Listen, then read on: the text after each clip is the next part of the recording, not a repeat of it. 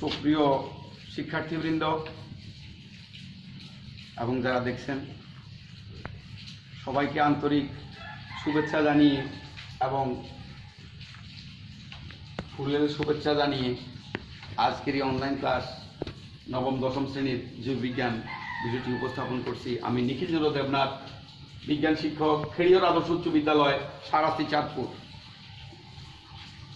আশা করি যে যেখানে আছেন সবাই ভালো আছেন, ভালো থাকেন এই শুভকামনায় নবম দশম শ্রেণীর বিজ্ঞান বিভাগের জীববিজ্ঞানের বিষয়ের অন্তর্ভুক্ত বিষয় পাঠ প্রদান করব বলে আশা পোষণ করছি। জীববিজ্ঞানের গত ক্লাসে আমরা তোমাদের উদ্দেশ্যে রক্তের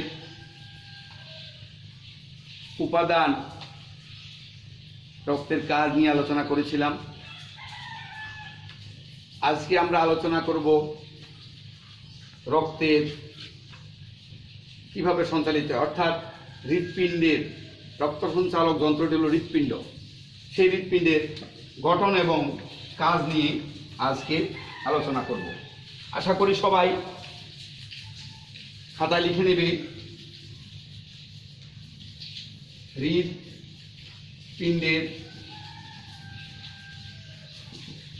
গঠন ও কাজ।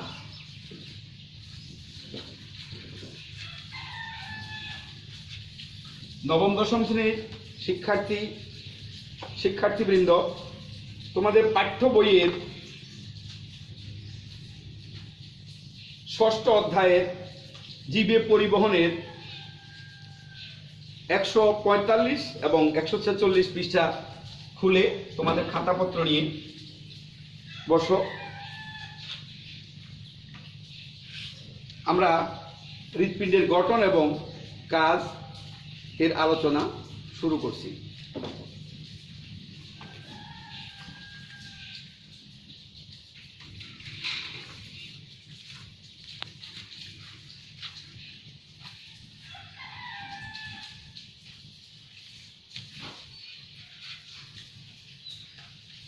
মানুষের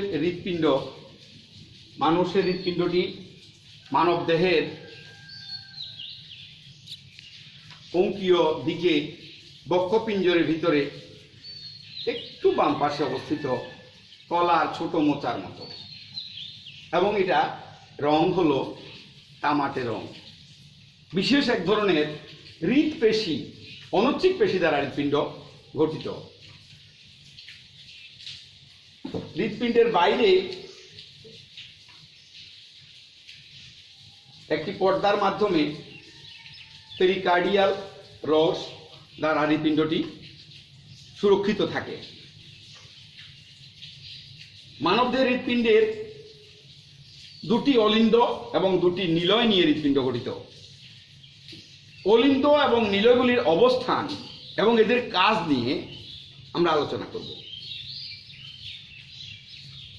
হৃৎপিণ্ডের উপরের অংশে অবস্থিত থাকে দুটি অলিন্দ এবং হৃৎপিণ্ডের নিচের দুটি প্রকোষ্ঠ হল নিলয়, যথাক্রমে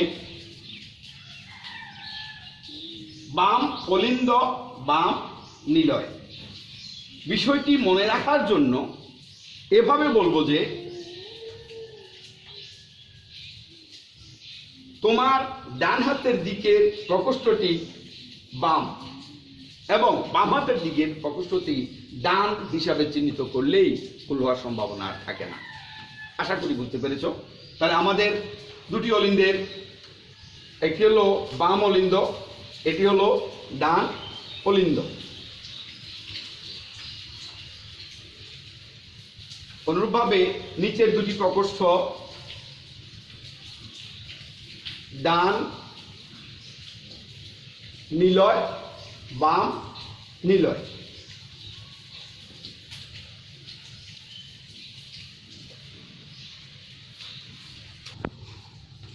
এবার অলিন্দ এবং নিলয়ের সংকোচনে, ক্রম সংকোচনের ফলে রক্ত এক প্রকোষ্ঠ থেকে আরেক প্রকোষ্ঠে এবং ফুসফুসে এবং সারা দেহে সঞ্চালিত হয়। অতএব হৃৎপিণ্ডে রক্ত সঞ্চালনটি অতীব গুরুত্বপূর্ণ বিষয়। সমগ্র দেহ থেকে দূষিত রক্ত হৃৎপিণ্ডে মহাশিরার মাধ্যমে প্রবেশ করেছে। আমরা জানি হৃৎপিণ্ডে যে নালীগুলি রক্ত বহন করে প্রবেশ করে সেগুলি সবসময় শিরা, আর হৃৎপিণ্ড থেকে যে সমস্ত রক্তবাহী নালী বেরিয়ে যায় সেটা হলো ধমনী। অতএব ঊর্ধ্ব অঞ্চল থেকে দূষিত রক্ত ঊর্ধ্ব মহাশিরার মাধ্যমে হৃৎপিণ্ডের ডান অলিন্দে প্রবেশ করে। আবার নিম্ন অঞ্চল থেকে দূষিত রক্ত নিম্ন মহাশিরার মাধ্যমে ডান অলিন্দে প্রবেশ করে। তাহলে ঊর্ধ্ব মহাশিরা এবং নিম্ন মহাশিরার মাধ্যমে রক্ত ডান অলিন্দে প্রবেশ করে। কি ধরনের রক্ত? হ্যাঁ, ঠিক হয়েছে তোমার, দূষিত রক্ত। ডান অলিন্দ সংকোচনের ফলে রক্ত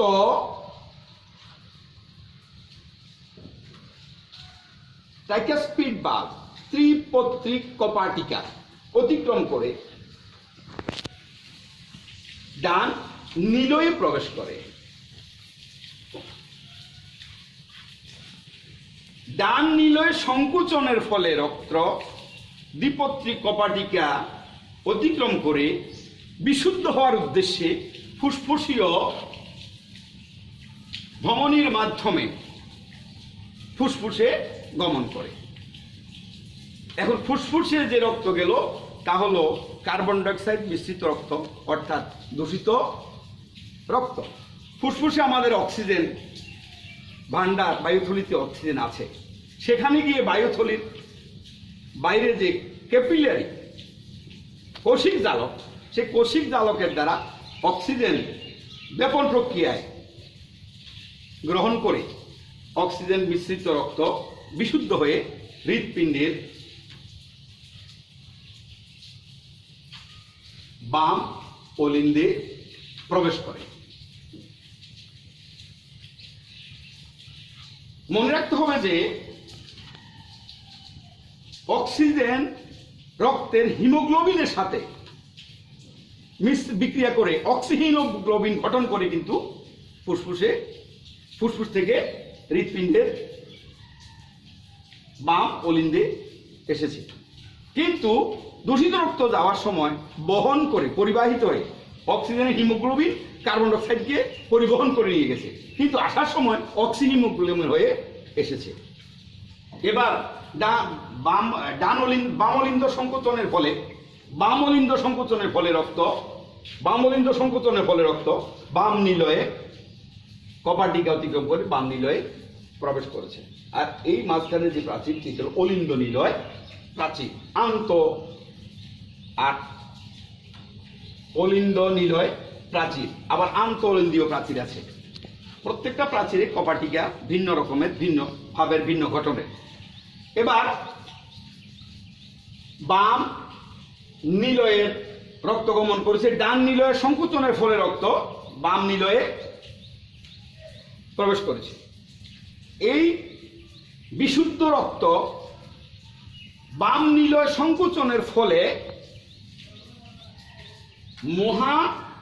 মহাধমনীর মাধ্যমে সমগ্র দেহে সঞ্চালিত হয়ে গেছে। কিন্তু লক্ষণের বিষয় হলো ফুসফুস থেকে যে রক্তবাহী নালী হৃৎপিণ্ডে প্রবেশ করেছে তাকে বলবো আমরা ফুসফুসীয় শিরা। তাহলে এখানে ফুসফুসীয় শিরার দ্বারা রক্ত অলিন্দে বাম অলিন্দে প্রবেশ করেছে। বাম অলিন্দে সংকোচনের ফলে বাম নীল হয়ে গেছে। বাম নীল থেকে রক্ত বাম নীল সংকোচনের ফলে মহাধমনীর মাধ্যমে সমগ্র দেহ সঞ্চালিত হয়েছে। আশা করি হৃৎপিণ্ডের অভ্যন্তরীণ গঠন এবং হৃৎপিণ্ডের রক্ত সঞ্চালন পদ্ধতি তোমরা বইয়ের সাহায্য নিলে, রেফারেন্স বইয়ের সাহায্য নিলে আরো ভালো করে সুন্দর A+ পাওয়ার মতন অ্যান্সার করতে পারবে। বাড়িতে তোমরা এই বিষয়টি চিত্র সহ অনুশীলন করবে। তাহলে আমি এবার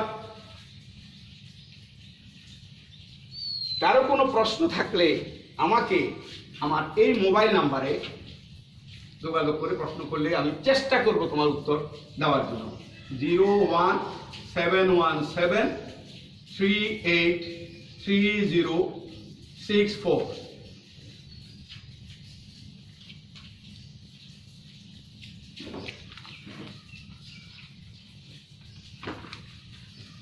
এবার খাতা কলম খোলো। যাক, বাড়ির কাজটি অবশ্যই করবে, বাড়ির কাজটি সম্পন্ন করে জমা রাখবে। আমার খেয়াল আদর্শ উচ্চ বিদ্যালয়ের শিক্ষার্থীরা খোলার তারিখে জীববিজ্ঞানের ক্লাসে আমার কাছে জমা দিতে হবে। আমি তা দেখে মূল্যায়ন করে তোমাকে সেটা পরবর্তী পর্যায়ে সেই নাম্বার যেভাবে দেওয়া, যাকে দেওয়া, যেভাবে দেওয়া, যা পাওয়ার পাবে। কিন্তু পড়ালেখা করে বাড়ির কাজটা সুন্দরভাবে জমা দিতে হবে, একটু খেয়াল রাখবে। কারণ আমরা বাড়ির কাজ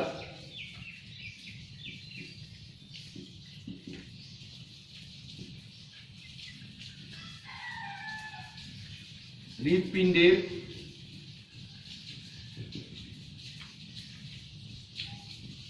চিহ্নিত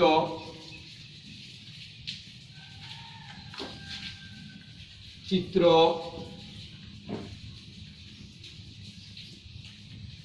অঙ্কন পূর্বক রক্তের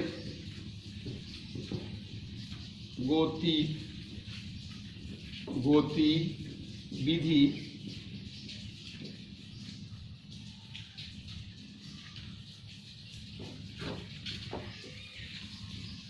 প্রদান করে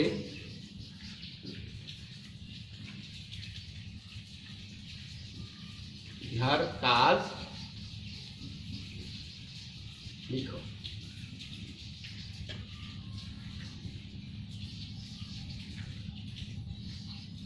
হৃৎপিণ্ডের চিহ্নিত চিত্র অঙ্কন পূর্বক রক্তের গতিবিধি প্রদান করে গতিবিধি চিহ্নিত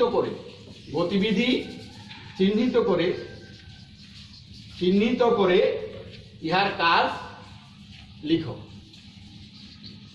হৃৎপিণ্ডের চিত্র আঁকবে, রক্তের গতিবিধি আঁকবে এবং কাজ বর্ণনা করবে। আশা করি সবাই লিখছো।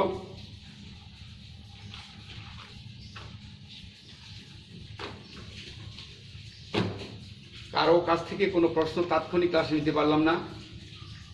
আশা করি আমরা বিদ্যালয় খোলার সময় এ বিষয় নিয়ে দেখব এবং আলোচনা করব। সবাইকে আন্তরিক ধন্যবাদ জানিয়ে আজকের পাঠদান এখানে শেষ করলাম। ধন্যবাদ সবাই।